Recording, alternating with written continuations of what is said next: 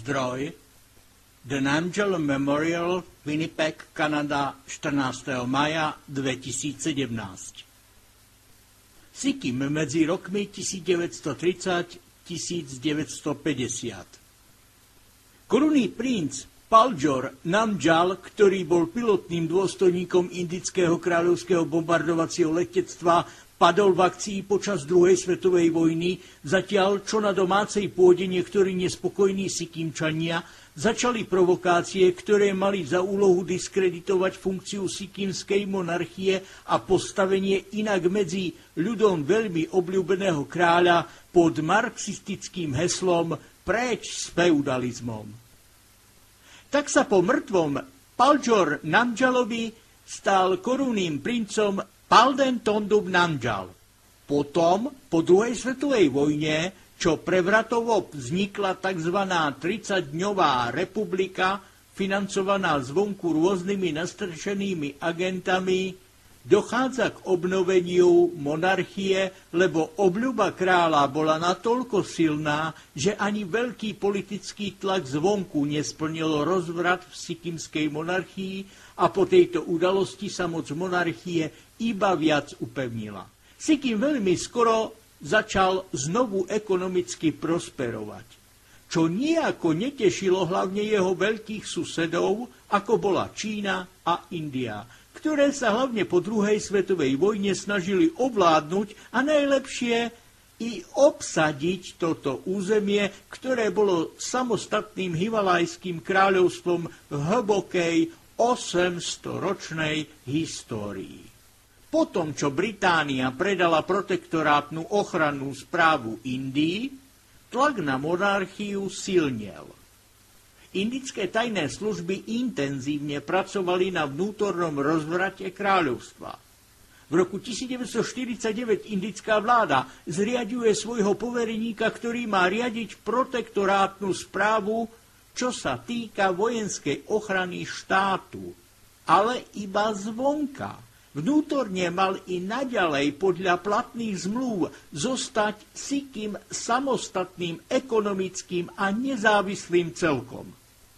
Tento povereník indickej vlády slúžil ako najvyšší správny úradník sikimského štátu, ale mal byť v každom ohľade podriadený kráľovi a verný monarchii. Sikkim, rok 1962. Čína podniká vojenské manévre v nárazníkovom himalajskom pásme, ktoré je dlhodobo pod kontrolou indickej armády v zvrchovanosti sikimskej monarchie. Na obrane hraníc Sikimského kráľovstva sa podieľa samozrejme aj sikimská armáda. Bola pochopiteľne početne však veľmi malá. Tu v tomto období vzniká masívny nárast indických vojakov v Sikkime, ako i prítomnosť indických agentov zaoberajúcich sa tajnou operáciou, ktorá by viedla k diskreditácii kráľa, ktorého obľuba medzi ľudom bola na vysokej úrovni. Mimochodom, korunný princ Palden Tondub Namgyal sa v marci 1963 oženil s Američankou Hope Cookovou, ktorá sa narodila v americko-írskej rodine 24. júna 1940 v San Francisku a tak sa vlastne Američanka stala korunou princeznou Sikkimu. Táto svadba bola rozprávkovým obradom, o ktorý prejavila záujem i vtedajšia svetová verejnosť prostredníctvom časopisu Life National Geographic. Sikkim, rok 1965, starý a medzi ľudom obľúbený kráľ Tashi Namgyal umiera.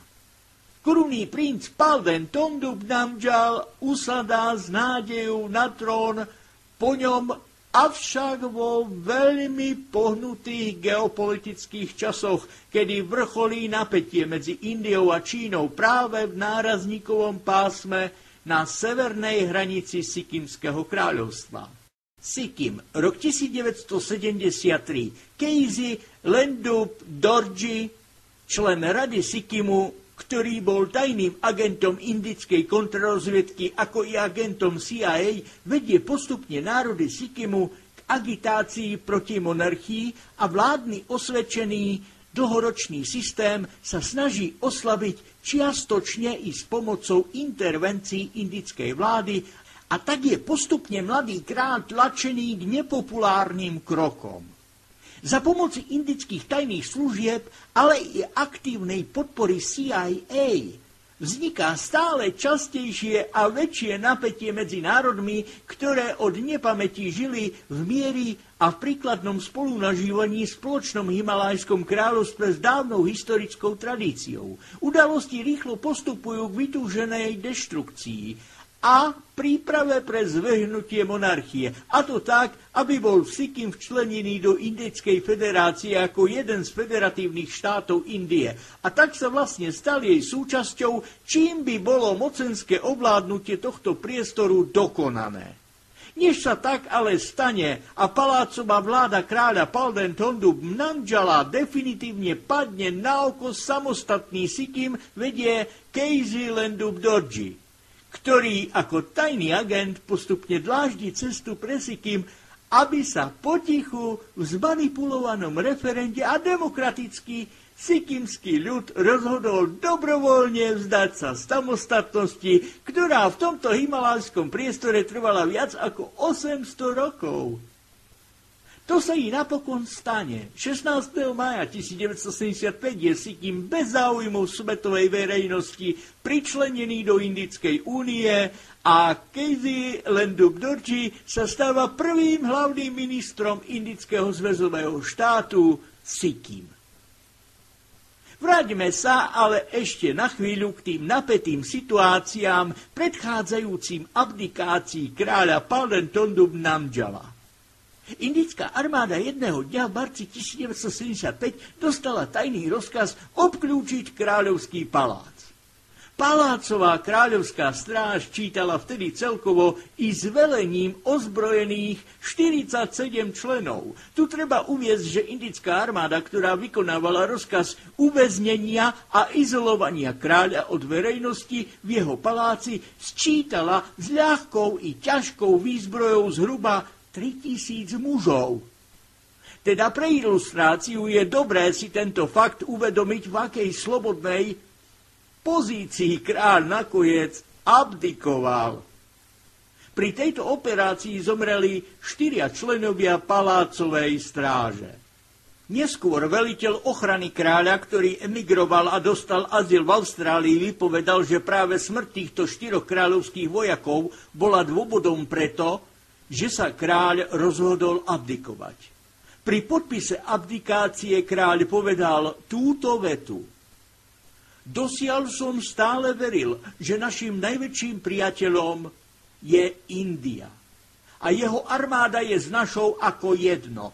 Ale potom, čo vaši vojaci zastrelili našich vojakov, nemôžem inak iba ustúpiť a zastaviť masaker, ktorý by mohol vzniknúť, a tak svojim podpisom, za ktorý sa budem celý svoj život hanbiť, sa vzdávam trónu a prajem svojmu ľudu svetlú budúcnosť. Toto je moja najhoršia chvíľa v mojom živote. Odpuste mi, prosím. Potom, 10.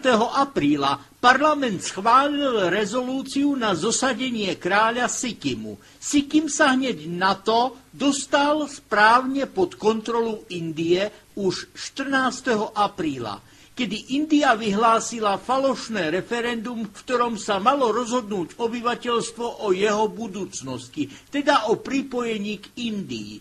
Neskôr indický parlament schválil rezolúciu, formálne vyhlásil Sikkim ako únijný štát Indie. 29.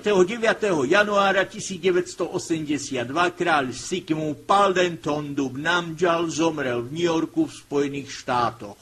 Korunný princ Tenzing Namgyal Wangchuk, žijúci z bezpečnostných dôvodov na utajenom mieste v emigrácii, neoficiálne vystúpil na trón ako 13. kráľ Sikkimu, dynastie Namgyal, čím podľa platných zákonov monarchie bola zneplatnená vynútená abdikácia kráľa z roku 1975, Od jeho počiatku dodnes zároveň vyhlásil, že zabratie Sikimu Indiou je nezákonné a teda i neplatné.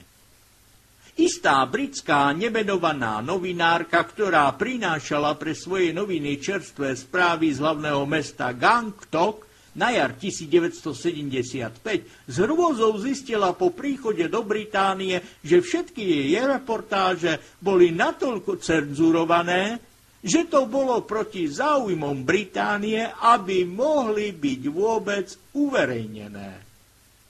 Uvádzame jej posledné slová z poslednej reportáže z osudného 16.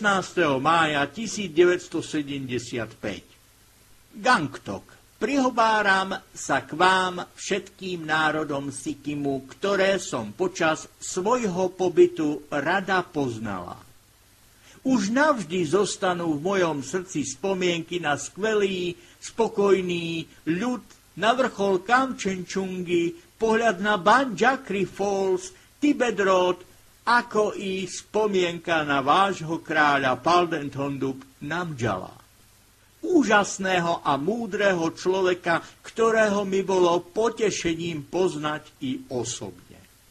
Prajem vám to najlepšie, nech vám pripojenie k Indickej únii nikdy nie je spojené s neslobodou a útlakom silnejšieho. Poznámka produkcie.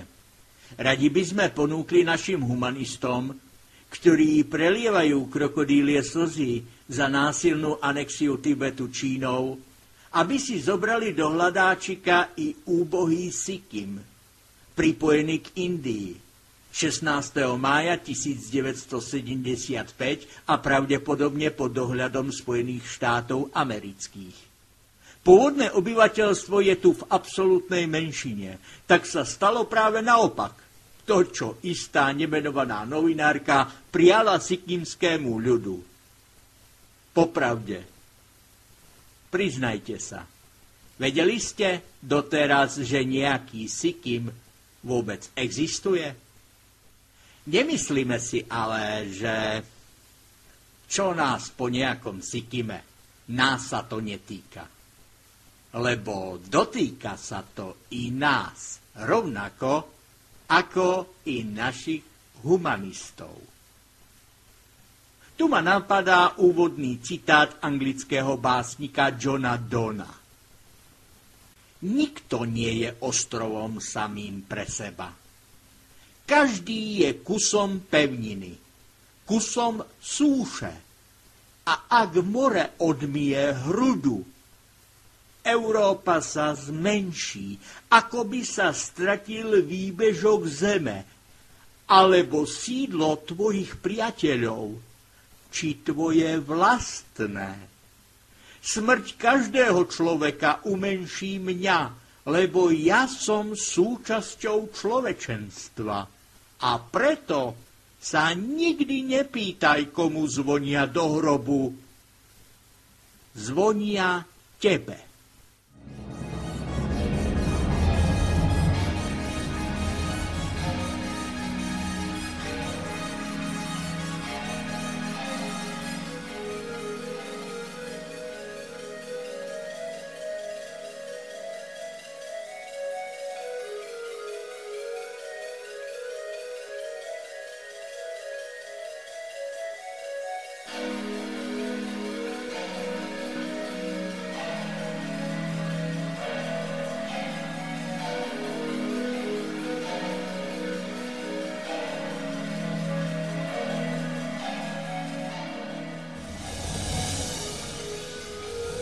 Hovorí hlas sloboda.